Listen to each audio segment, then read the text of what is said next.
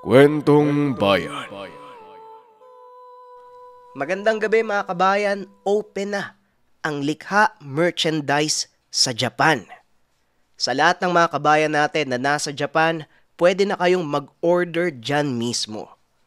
Para sa mga interesado, nariyan ang link sa comment section ng Japan branch. Soon magkakaroon din tayo sa Hong Kong at para naman sa mga nasa ibang bansa na kabayan natin na gusto ding maging partner, message nyo lang ako sa FB page. Nga pala mga kabayan, habol na kayo kasi bukas ng 8 p.m. wala na uli tayong stock. Next week na uli ang balik. Announcement, meet and greet sa Mall of Asia sa Friday, January 26, 6 p.m. sa may Ferris wheel. Mamimigay ako ng books and stickers for free. Sa lahat ng pupunta, kita-kits. Simulan na natin ang kwento. Ang kwentong ito ay hango sa totoong buhay. Mula ito sa isa nating kabayan na itago na lang natin sa pangalang Hugat. Taong 1957, Aklan. Nang mga panahong ito, 18 taon pa lang si Hugat. Isang taon matapos mahiwalay ang probinsya ng Aklan sa Capiz, marami nang nagbago. Pero parang pareho lang ng dati ang mga nangyayari. Pero hindi lingid sa kaalaman ng lahat. Sa naganap na separasyon ng dalawang probinsya ay nagpasalin-salin rin ang mga kwento tungkol sa mga aswang. Pero hindi lang basta-basta mga aswang, kung hindi ang mga buhi. Ang mga aswang na buhi, kayang magbalat kayo bilang mga karaniwang tao. Hindi rin sila nasusunog sa sinag ng araw. Pero ang higit na kinakatakot ng lahat, hindi sila tinatablan ng mga usal at buntot pagi. Ito ang mga pinupunteryan ng pamilya nila Hugat. Ang pamilya kasi nila sa baryo, kilala bilang mga antingero ng alagad ng dilim. Kabilang narito ang mapanganib na aswang na buhi. Halos isang dekada na rin nilang pinipigilan ang pag-atake nito sa kanilang lugar. Hindi rin basta-basta nalalaman kagad ng mga taga-baryo ang pagdating ng mga ito dahil na rin ang lunga ng mga aswang ay nasa kabilang isla pa. Mabuti na lang, nakilala ng ama ni Hugat, si Tata Bordoy, na sumama sa kanila mula sa Capiz papuntang Aklan para maipagpatuloy ang nasimulang misyon. Isa siyang matandang may tungkod. Guro ni Hugat para maging isang mahusay na antingero. Gamit ang kakaibang tungkod, tinutulungan siya na makita ang mga kakaibang senyales o pangitain sa hinaharap. Kasama na rito ang pagsalakay ng mga aswang na buhi sa kanilang baryo. Ang senyales nito, sa oras na tumirik na ang mga mata, ang ibig sabihin ay nakikita na ang hinaharap. Nanginginig habang hawak-hawak ang mga tungkod na may mga abubot na nakasablay. Guro, ano po bang mga nakikita mo? Andyan po ba sila? Tanong ni Hugat. Isang hukbo. Isang hukbo ang nahahagip ng pangitain ko, Hugat. Ihanda niyo ang inyong mga buntot pagi at mga punyal. Tugon ni Tata Bordoy. Masusunod po. Nay, tay, sagipin po natin uli ang baryo. Sinunod nila si Tata Bordoy. Naramdaman nila ang pag-alinsangan ng lugar. Paggapang ng mga hindi matukoy na nilalang. Nandito na. Papalapit na sila. Kita sa mga mata ni Hugat ang kaba. Namumutla. Hindi alam ang gagawin habang hawak-hawak ang buntot pagi. Hindi nagtagal ang sandaling iyon. Pinununa ng sigawan at kaguluhan ang buong baryo. Maraming nabiktima ang mga aswang na buhi. Hindi ito natiis ni Ugat. Hindi niya na hinintay pa ang hudyat ng mga pangitain ni Tata Bordoy at ang pagbuelo ng kanyang mga magulang sa pag-atake. Nauna siya dahil sa galit at puot na nararamdaman sa mga halimaw. Ugat! Huwag kang magmadali. Siguradong mapapahamak ka lang. Wika ni Tata Bordoy sa binata. Hindi naman nakinig si Ugat sa paalala nito. Maging ang kanyang mga magulang, walang nagawa kung hindi sundan ang anak. Nang makaengkwentro na ang mga aswang, kitang-kita nila kung paano winasiwas pa itaas at palatigong binagsak ni Ugat sa lupa ang buntot pagi. Labanan nyo yung kayang lumaban sa inyo. Hindi yung mga taong walang kakayahan. Ang buong akala ng binata, aatras ang mga buhi sa ginawa niya. Pero baliktad sa gusto niyang reaksyon ang nakita. Ang takot niya ay dumoble pa nang masaksiyang nagtatawanan ang mga ito habang nakatitig sa kanya. Ulupong ka ba? Isang wasiwas ng walang kwentang bagay. Pinapaatras mo kami.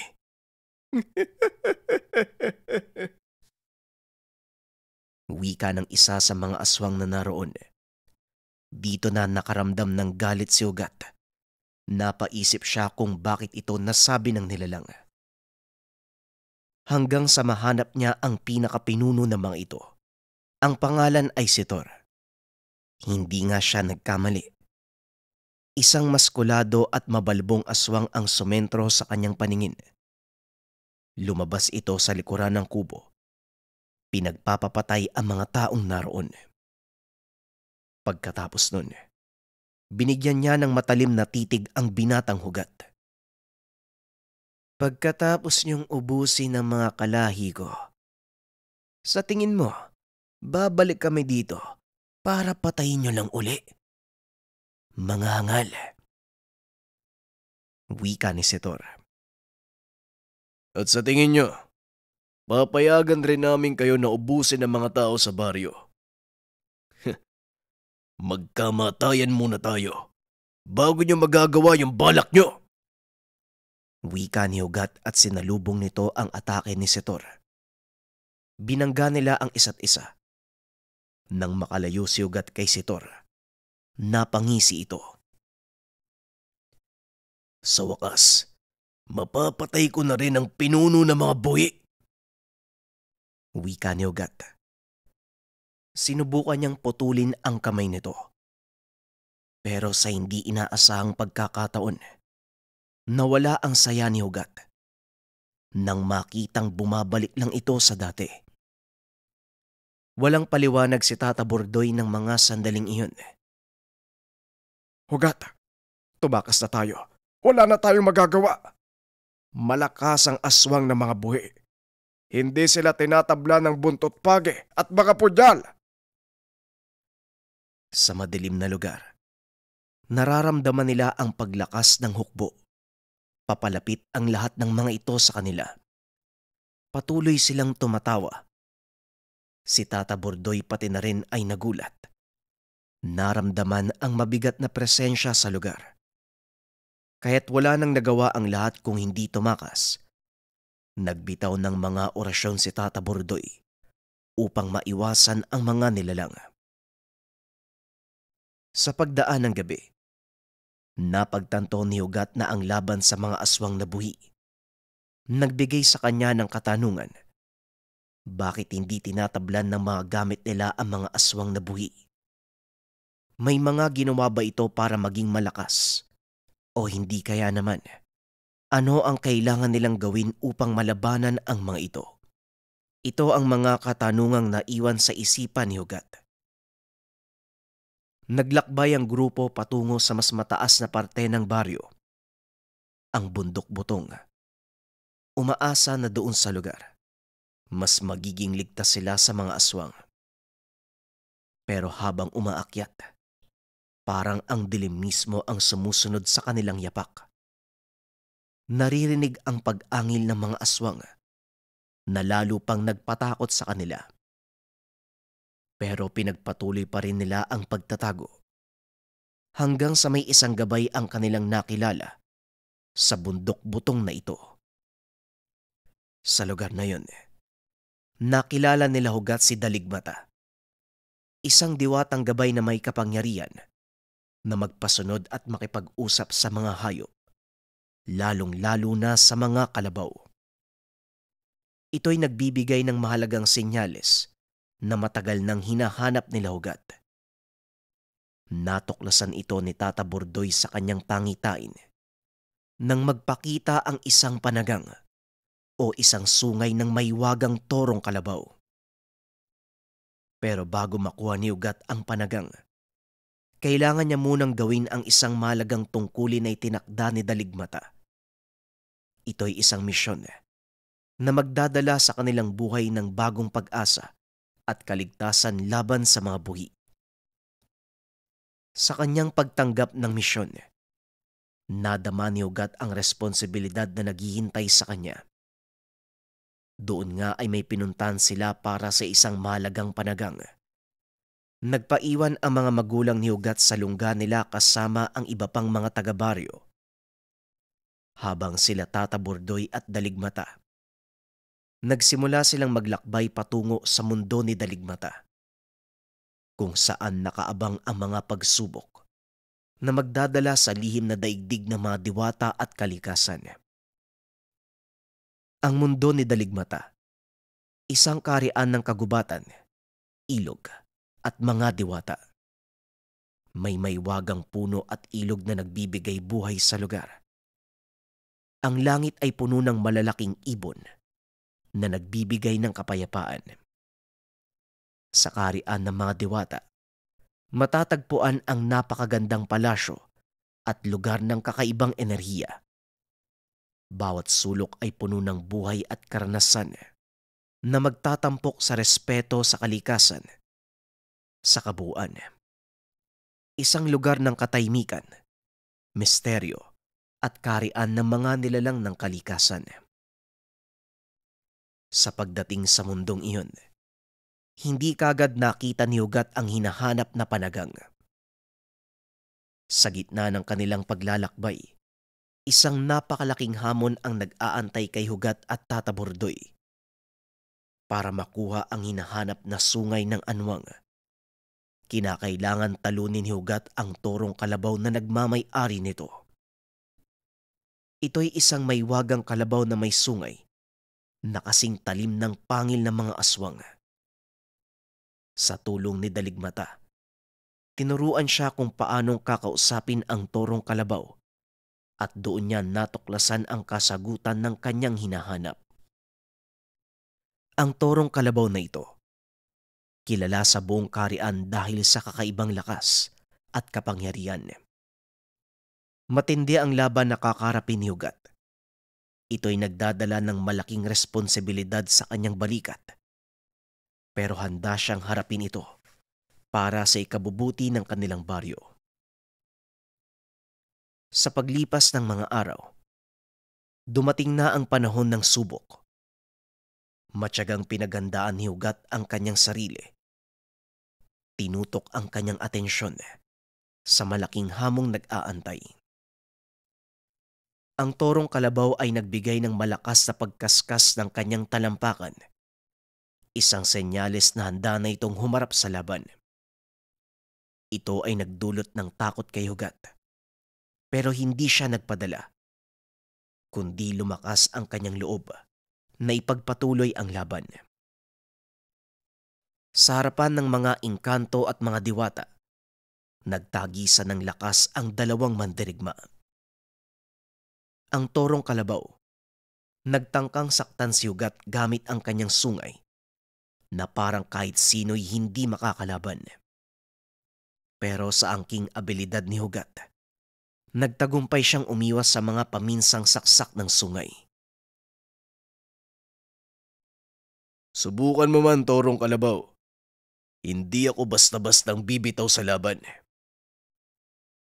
Wika ni Hugat habang umiiwas sa pag-atake ng kalabaw. Maaring mahirap kang talunin, pero hindi ka makakatakas sa akin. Tugon ng kalabaw. Subukan mo lang, Torong Kalabaw. Hindi rin kita hahayaang manalo.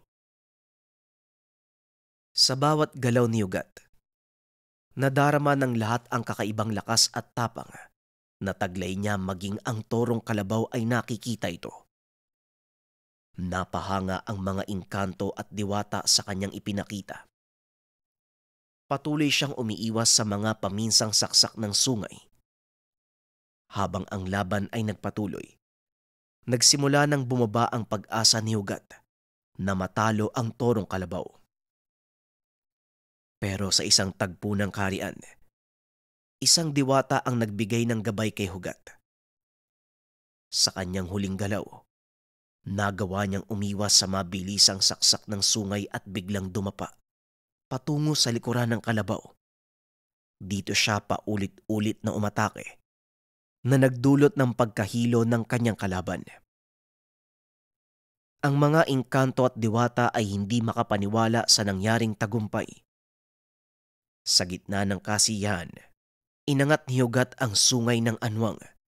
Matagumpay niyang nakuha ito sa Torong Kalabaw. Ang sungay ng Anwang ay magdadala hindi lamang ng kapangyarihan. Kalakip nito ang pangako na poprotektahan ang mundo ng mga tao. Sa pagbalik ng grupo sa kanilang lungga, biglang tinapik ni Daligmata si Tata Bordoy at doon muling nanginig ang matandang may tungkod patungkol sa mga senyales. Napansin ni Daligmata ang pangamba sa mukha ni Tata Bordoy. Walang sabi-sabi. Hinaplos ng diwatang gabay ang balisang matanda at biglang tinapik. Hindi mo kailangang mangamba, Tata Bordoy. Biglang nagmulat ang matanda.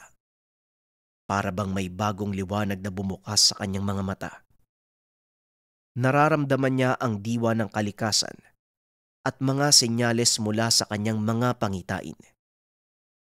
Dumilim ang kalangitan at nagsalita si Tata Bordoy. Natagpuan na nila tayo. Nandito na sila. Sa narinig sa matanda, nagulat ang lahat maging si Ugat. Kitang-kita din sa mga magulang nito at mga kasama ang pamumutla. Sa biglang tingin, nagtakbuhan ang mga kasama ni Ugat. Naiwan sila ni Daligmata at Tata Bordoy. Ang mga magulang ng batang antingero, naggabay sa mga patakas na mga tigabaryo sa isang yungib para magtago at muling matakasan ang mga aswang. Anong gagawin natin? Paano natin sila matatalo? Tanong ni Ugat. Huwag kang mag-alala. Nandito ako para gabayan kayo. Gamitin mo ang panagang. Wika ni Ugat. Kasama mo rin ako, Ugat. Isasalba natin muli ang ating baryo. Hindi na nga hinayaan ni Ugat na matapos na lang ang araw na yon na walang ginagawa, kung kaya't habang ramdam nila ang pagyanig ng lupa. Kaluskos sa hindi kalayuan, hinanda niya ang sarili para sa paparating na laban. Hindi nga sila nagkamali. Naroon na ang mga buwi. Nasa harapan si Sitor. Kung sa tingin niyo, Ugat, makakatakas pa kayo sa amin, hindi na. Napapalibutan na namin kayo. Dito na kayo mamamatay. Kabayaran sa pagpaslang nyo sa aming mga kalahi. Wala nang nagawa si Ugat kung hindi gamitin ang anwang panagang na ginagabayan ni Daligmata. Winasiwas niya ang sungay ng kalabaw sa harapan ng mga umaataking aswang para matakot ito sa lakas at talim ng panagang. Hindi nga siya nagkamali. Nagmistula itong bolo. Patuloy na ginagabayan ni Daligmata ang gamit. Nagulat at natakot ang mga nilalang. Maging si Sitor ay nakaramdam ng pangamba. Asa na yung yabang mo kanina? Halika, sumugod kayo! Wika ng binata. Dahang-dahang umaatras ang mga buwi. Saan mo nakuha ang bagay na yan? Pero hindi bale. Hindi ako papayag na mapatay kami. Kahit nasa iyo pa ang gamit na yan. Sumugod na si Ugat kung saan papalapit na rin ang hukbo ng mga aswang. Nagulat si Ugat sa nasaksiyan. May itim na mga usok na pumapasok kay Sitor. Nanggagaling ito sa mga namatay na kasamahan. Sa bawat pagpasok ng itim na usok, tila lumalakas ang pinuno. Hindi naman nagpadaig si Ugat. Tila may kung anong puwersa ang nagmumula sa hawak niyang gamit. Buong puwersang bumuelo si Ugat papunta kay Sitor. At sa gabay ng diwata, hinampas niya ito ng hawak na sandata.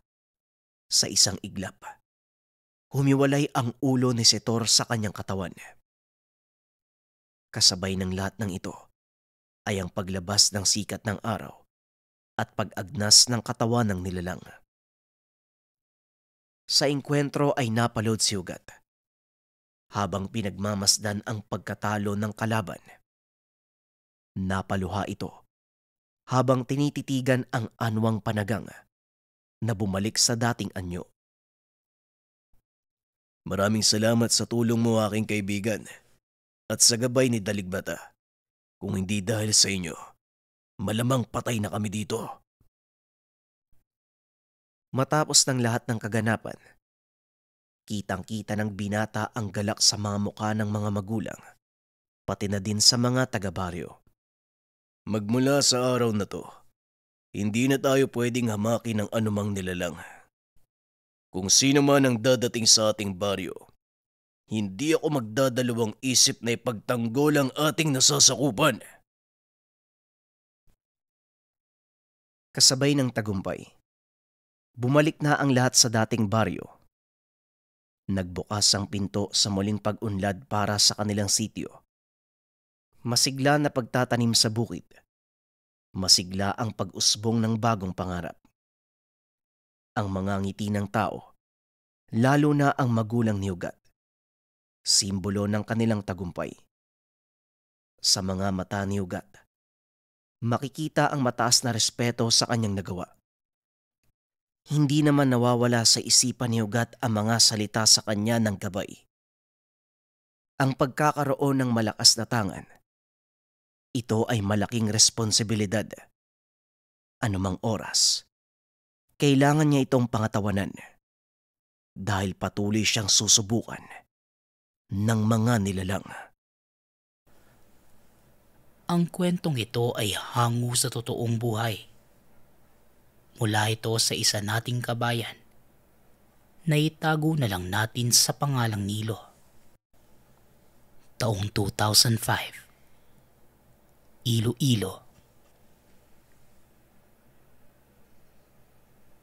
Nang mga panahong ito, 4 silang magkakapatid na nag-aaral sa kolehiyo.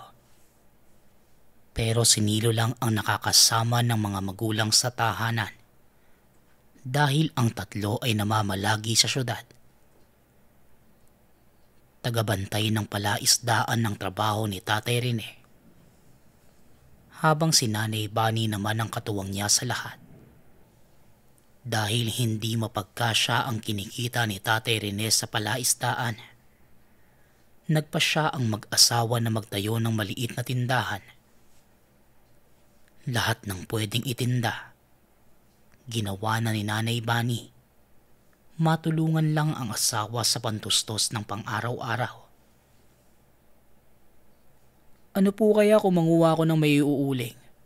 Doon sa kabilang palaisdaan. Total, mahal naman po yung kapag inaangkat ni nanay sa palengke. Kaya ko naman po. Sayang naman eh. Ang yayabong ng mga puno ng ipil-ipil. Maganda pa naman yung gawing uling. Wika ni Nilo.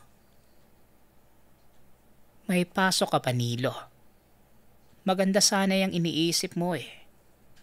Pero ang inaalala ko, baka makaapekto yan sa pag-aaral mo. Hayaan mo na muna ako. Ako na lang ang mag-iipon ng mga kahoy. Hindi bale.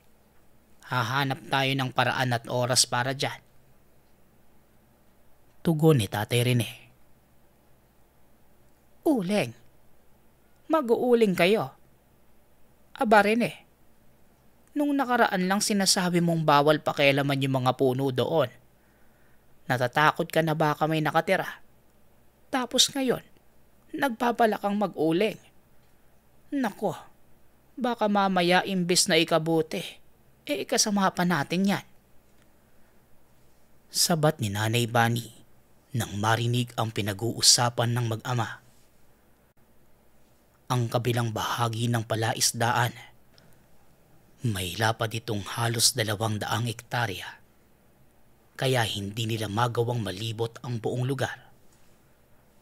Sa isip ni Tatay Rene, kukuha na lang siya na makukontratang tao sa plano.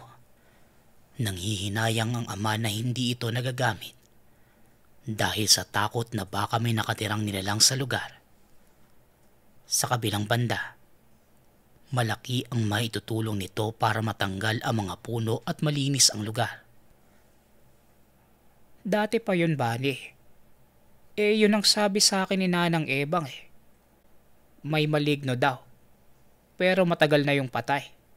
Siguro naman, pwede nating linisin ang kabilang ibayo ng palaisdaan. Tsaka isipin mo, ilang taon na ba tayo nakatira dito? Kung may maligno man, di sana naabot na tayo. Wika ni Tatay Rene. Oo nga tay, kung tsabahin natin si Nonong at Fred, marami pa tayong pwedeng isama O kaya si Tomas at Leon. Magbitbit na lang tayo ng galon ng tuba. Sigurado ko malilinis yan na wala sa oras. Tsaka anong taon na, Nay? Naniniwala pa rin kayo sa mga maligno? Hayaan nyo na po. Aabisuhan ko ang mga kabaryo natin.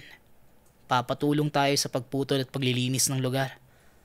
Sayang naman hindi man lang natin napapakinabangan. Tugon ni Nilo. Napatungo naman ang ama sa sinabi ng anak. Alam nilang maraming kakilala si Nilo na makakatulong sa kanila. Kinabukasan, maaga pa lang nauna ng sinuyod ni Tatay Rene ang gubat. Bitbit ang pangtabas ng damo. Sinubukan niyang magtanggal ng mga talahib sa daanan papunta sa kabilang bahagi. Halos lagpas tao ang mga tumubong damo sa lugar. Habang nagagapas, biglang napatalon si Tatay Rene. May nakita itong napakalaking sawa na nakaharang mismo sa daanan. Sa paglalarawan niya, halos sinlaki ito ng puno ng niyog. Dahil sa kaba, napatakbo palayo sa lugar si Tatay Rene. Habol hiningang napahinto sa gitna ng palaisdaan ng ama. Laking palaisipan kay Tatay Rene ang nakita. Hindi niya akalain kung paano nagkaroon ng ganong hayop sa lugar. Gayong may iilan namang napapadaan doon. Lalo pat malapit ito sa ilog kung saan marami ang namamangka. Bago magtanghali, umuwi na muna ang ama at tinabisuhan ng anak sa panganib kung sakaling itutuloy ang pagputol sa mga kahoy. Ano ho? Sawa? Paano naman magkakaroon ng sawa dun? Di ba nga, daanan din yun minsan ng mga namamangka. Tsaka imposible naman po yun. Sinlaki ng puno ng nyug. Tanong ni Nilo. Hindi ako nagkakamali, anak. Ilang taon nang hindi nagagalaw ang bahaging yon. Kahit sabihin na daanan yun ng ilang namamangka, baka hindi lang nila natsyempohan. Saka kung nadaan man sila, madalang nasa bangka. Delikado yon, anak. Kaya na nung lumunok na isang buong tao. Tugon ni Tatay Rene. Nako, mukhang kulang sa tulog ang tatay mo, anak. Pero alam mo rin mas maigi nga na malinis ang lugar. Tsaka para matanggal din yung sinasabi mong sawa. Malapit lang yun sa atin eh. Nako, baka tayo pa ang gawing pagkain kapag nagutom. Ngayon pa lang, magpatulong ka na sa mga kabaryo natin. Wika ni Nanay Bunny.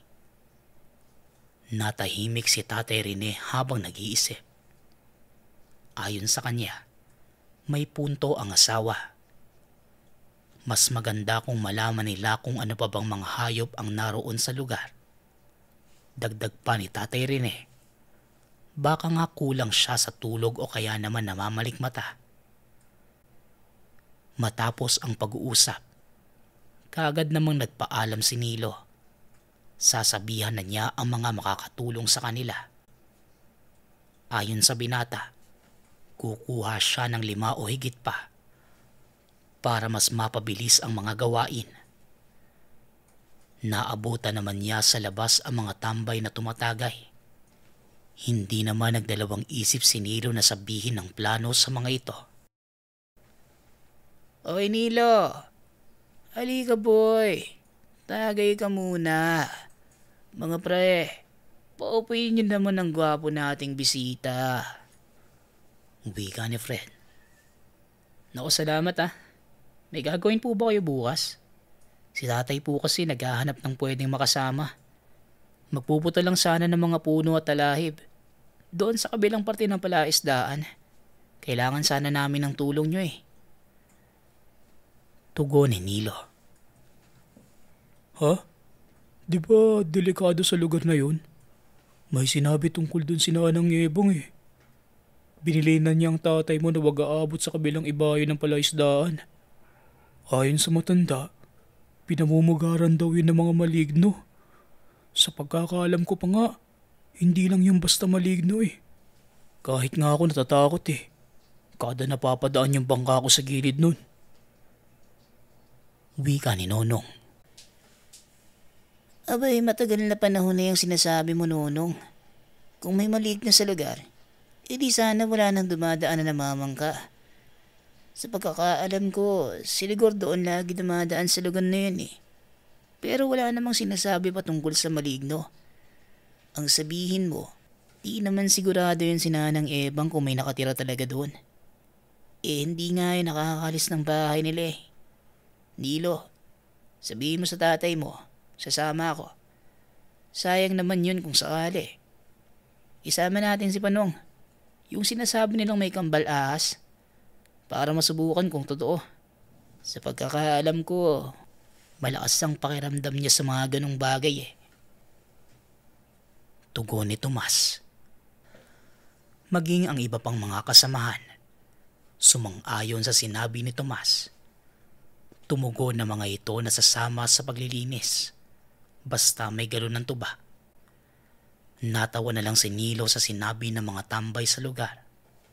Maging ito, napatagay na lang rin para makisama. Kinaumagahan, si Nilo na ang naghanda ng mga gagamitin. May dala itong pangtabas ng damo, mga itak at palakol. Nagdala din ito ng tubig.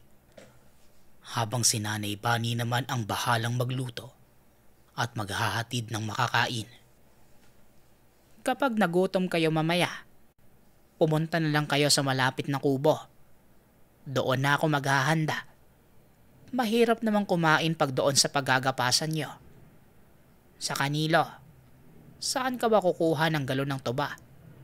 Babaunin nyo ba o dito na mamaya? Tanong ni Nanay Bunny. Anay, mas maganda kung may baong kami para ganahan sila magtrabaho. Alam mo naman ang mga yon. Kailangan ng gas para makapagtrabaho eh. Tugon ni Nilo. Nilo anak, mahirap na ah. Baka malasing sila at hindi makapagtrabaho ng tama. Dito na lang kayo mamaya. Saka na. Naudlot ang sasabihin ni Tatay Rene. Biglang dumating sina Tomas at Nonong. May dala din silang mga gamit pang tabas. Kasunod si Fred at Panong napasan ang galon ng tuba. Nagtatawanan pa ang mga ito habang nilalatag ang mga dala.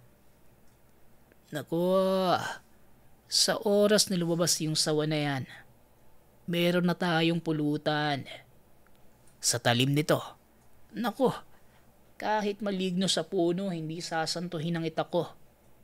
Natatakam na ako sa adobong sawa.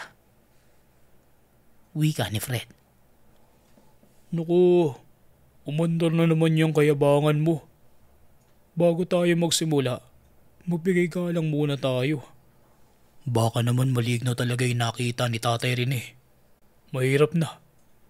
Kahit gaano pa katalim ang hawak mong itak, walang panama yan sa oras na mapinsala natin sila. Abay, gusto ko pang uminom ng maraming tuba. Tugon ni Nonong. Ako na ang bahala. Kailangan lang muna natin malaman ang kondisyon ng lugar. Huwag kang mag-alala rin eh. Lasinggero kami pero sa mga ganito, eksperto kaming 5. Susukatin muna natin kung gaano kalapad ang lugar. Pero syempre, ako na ang mauunang tumingin. Wika ni Panong. Meron itong pinakita na marka sa katawan. Ayon sa kanya, ipinanganak siya na may kakambal na dignum ng ahas. Kaya kung nag-aalala si Tatay Rene dahil sa mga nakita, sinisigurado ni Panong na siya na ang bahala sa lahat. Dagdag pa nito, laki siya sa bundok, kaya marami siyang alam na hindi karaniwan sa normal na tao.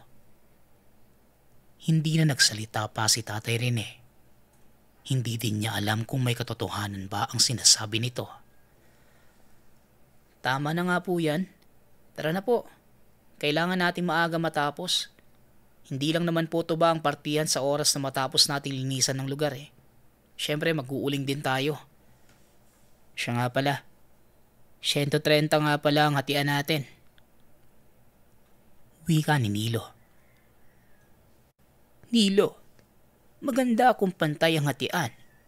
Alam nyo naman, may mga pamilya din kami. Sa kayaan nyo pagbutihin naman namin ang trabaho. Siya. Ayos na yon Nilo kung mas maganda yon para sa lahat. Saka sila naman ang gagawa. Makikisalo lang tayo. Siya nga pala, magpitpit kayo ng posporo. Sigurado akong malago ang mga damo sa lugar. Sunugin nyo na lang nang hindi na kayo mahirapang magtabas. Dagdag ni Nanay Bunny. Sumang-ayon naman ang lahat. Ilang sandali pa binagtas na nila ang daan papunta sa lugar. May kalayuan pa ang parting pagagapasan. Habang naglalakad, pasa ng 5 ang galon ng tuba at nagpapalitan pa ng tagay. Napailing na lang ang mag-ama sa ginagawa ng mga kasama. Hanggang sa tinaas ni Panong ang isang kamay at napahinto ang lahat. Natatanaw na nila ang lugar. Halos ilang metro na lang ang pagitan. Biglang napaluhod si Panong at tumakot ng lupa. Inamoy at may mga katagang binigkas. Habang pagapang na tila may hinahanap. Naku, lasing na yata itong kasama natin eh. Mukhang iba na ang kilos. Panong, ano bang ginagawa mo? Abay, tumayo ka nga dyan. Para kang aso eh. Wika ni Tomas. Nanlaki ang mga mata ni Nilo. Nakita niya mismo ang mga marka sa katawan ni Panong na nag-iba ang kulay. Naging kakulay ng sawang gubat.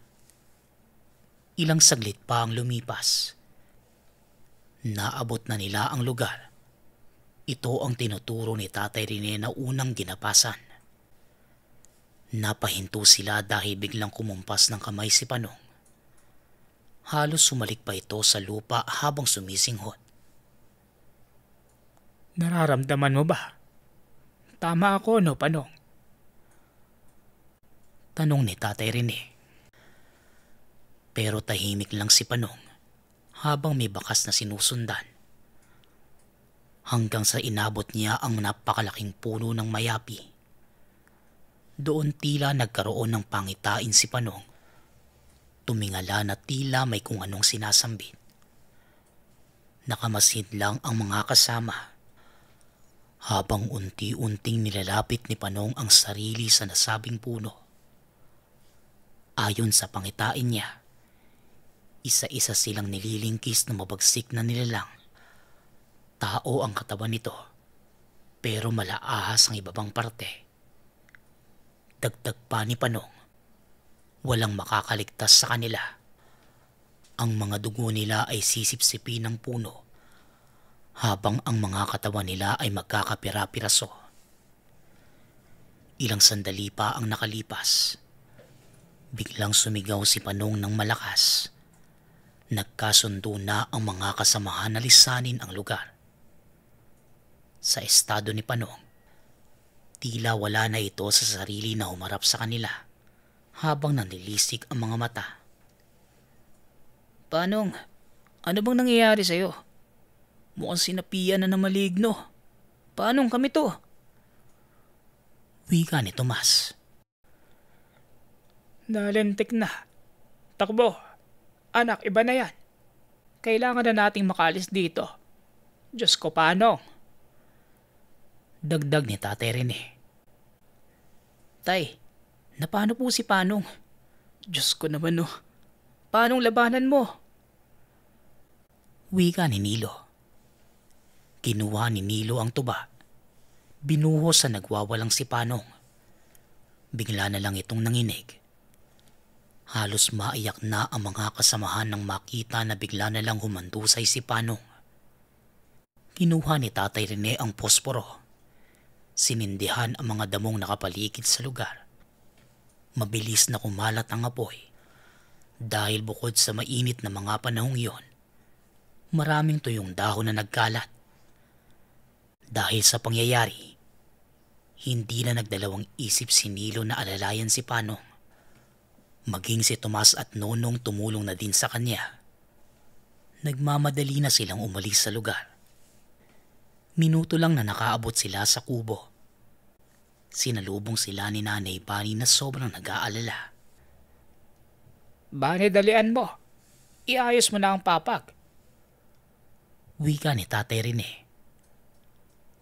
Ano bang nangyayari? Diyos ko, bakit walang malay si Panong? Saka nasaan ang mga gamit na dala niyo? Tanong ni Nanay Bani. Pero biglang natahimik ang lahat.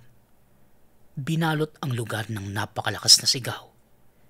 Napakrus pa sila ng sabay-sabay. Habang si Nanay Bani naman, kalmadong iniayos ang hihigaan kay Panong. Sigurado ko, nabulabog natin ang mga maligno. Huwag na tayo magpagabi dito. Rene, uuwi na kami ah. Wika ni Tomas. Namumutla na ito sa sobrang takot. Kanina lang ang tapang-tapang mo. Rene, bakit mo pa kasi sinunog? Panong, pre, gumising ka. Di namin alam ang gagawin. Tugon ni Nonong. Halos maiyak na si Fred sa pag-aakala na ito na ang kanilang katapusan. Ilang saglit pa, kumalma ang buong paligid. Nahinto ang mga sigaw na kanina lang ay bumubulabog sa lugar. Bago pa man magabi, nakabalik na sila sa baryo. Buong akala nila, doon na matatapos ang lahat. Nanatili pa rin na walang malay si Panong. Inalalayan nito ng mga kasamahang marating ang tahanan niya. Mukhang kailangan na natin ng manggagamot. Pasensya na po sa nangyari kay Panong. Nanang Sifa, kahit kami, hindi namin kayang ipaliwanag ang mga nangyari. Wika ni Tatay Rene. Pero kalmado lang ang ina ni Panong. Ni hindi ito tumutugon sa sinabi ng mga kasama ng anak.